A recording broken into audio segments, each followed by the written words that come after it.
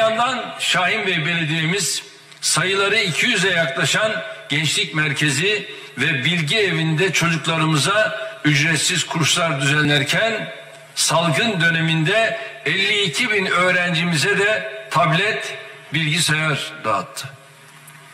Şahin Bey Belediye'mizin bugüne kadar 111 bin öğrencimizi uçakla Çanakkale'ye götürmesini evlatlarımızın o havayı soluması bakımından çok hayırlı bir hizmet olarak değerlendiriyorum.